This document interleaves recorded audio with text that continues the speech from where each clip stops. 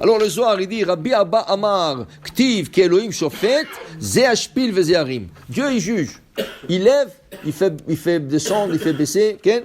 Alors il dit ici, ki Elohim shofet, il malait d'Avar dina d'Yitzhak ba'atar d'Yaakov, share vet kassé. Il dit ici qu'on a le patriarche. Mais chacun de patriarches représente une qualité. Avraham représente Hesed, la bonté. Yitzhak représente la rigueur, Gevura. Yaakov, c'est la synthèse entre les deux. C'est le Hesed et la Gevura combinés en deux, c'est Tiferet. Okay? Maintenant, il dit ici que si Yitzhak ne serait pas passé dans la place où est Yaakov, le monde n'aurait pas pu tenir avec la rigueur. On a expliqué déjà que Dieu a essayé de créer ce monde avec la rigueur. C'est quoi la rigueur? Ça veut dire que tu fais une action, tu es jugé sur place. Sur place, tu es jugé.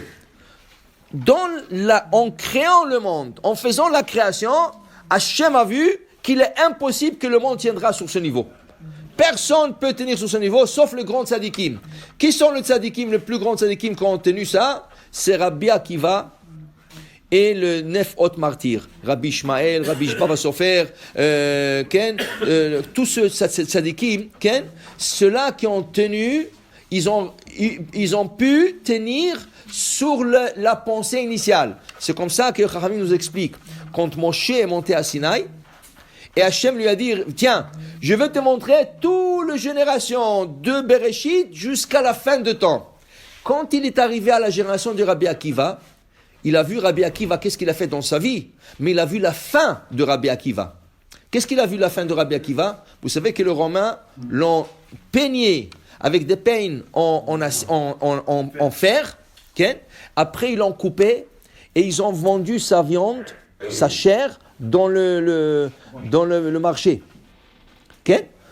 Mon cher Rabbeinu, on ne pouvait pas le voir. Il dit, je ne crois pas. Qu'est-ce que c'est ça? Qu'est-ce qu'Hachem lui dit? Shtok. Ne dis rien. Kachalta b'machshava. C'est comme ça que j'ai pensé créellement. C'est pour ça que j'ai pensé. Dis le commentaire, mais c'est comme ça que j'ai pensé. C'est comme ça que je pensais quand j'ai créé le monde, que le monde va tenir sur la rigueur. Rabbi Akiva, qu'est-ce qu'il était en train de faire quand on l'a peigné avec des... Il avait 120 ans. Il avait 120 ans. Okay? Il a passé le mois de Elul, il a passé un mois à la prison. De Elul, il a été tué le jour de Kippour. Elul, il a passé en prison à 120 ans. Et Kippour, ils l'ont sorti, ils l'ont tué comme ça. Okay? C'est pour ça que le Rabbi Ben Ishra dit, quand un de Slichot, on dit,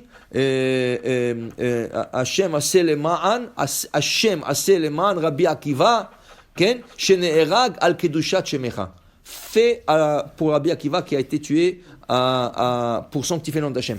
Mais pour dire, qu'est-ce que c'est shtok? À que je redis, voilà, tu vas Moshe? Ça, c'est comme ça que je pensais créer le monde. Qu'une personne qui faute, voilà. Lui, il a pris les fautes de toutes les générations. Mais normalement, c'est comme ça. Alors il dit le soir, Rabbi Abba, il dit, tiens, si le monde serait que par le Gevura, la rigueur, il ne serait pas tenu. Alors il faut qu'il passe, la Gevura, il faut qu'il passe dans l'endroit où il y a le Yaakov.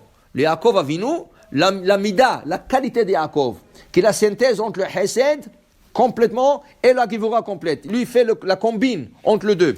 Il dit ici, Ki ba'esh Hashem nishpat, car Hashem il sort juger avec feu.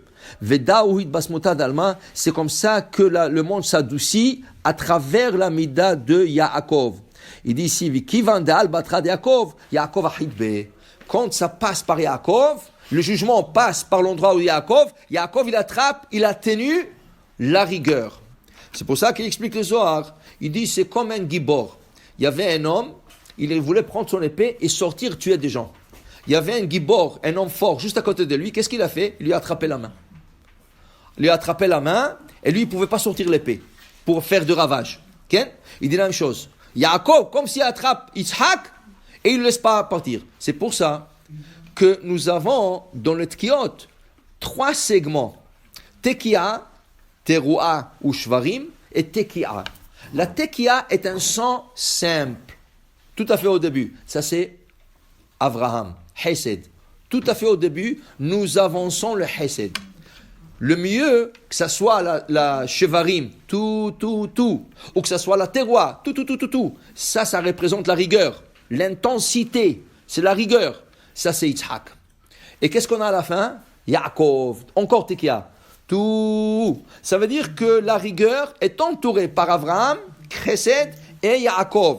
Et les deux, ils attrapent Yitzhak pour qu'il ne sorte pas. Et la rigueur ne se propage pas dans le monde. Parce que si la rigueur se propagera dans le monde, ça serait le jugement. Ça serait très difficile. Alors il dit ici le Zohar, heureux ceux qui savent bien sonner la shofar et emmener, atténuer la rigueur.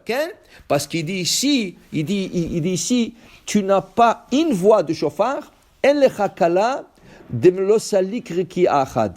chaque voix, chaque son de shofar monte sur un ciel. Ça veut dire que tu as 30, tu as besoin de montrer 30 ciels. Nous faisons 100, tu montes 100 ciels, 101 ciels. Ça veut dire que c'est pour ça qu'il y a toujours quelqu'un surveillé. Le Baal Tokea, qui ne rate pas un 100.